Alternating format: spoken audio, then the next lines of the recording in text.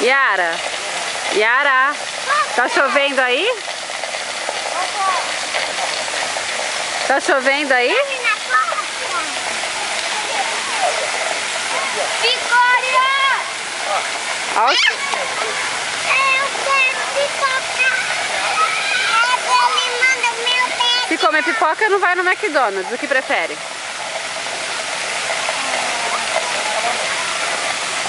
Hã? Tia Débora, posso experimentar pipoca, tá? É que se você comer pipoca, você não vai comer o lanche.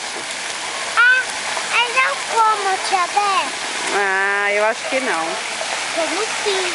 Então, e se a gente combinar o seguinte? A gente vai no McDonald's, aí a gente vai pra casa e depois a gente vai pro shopping brincar no brinquedão. Você? Comigo! No jardim do Piu-Piuzão? Aham. Combinado?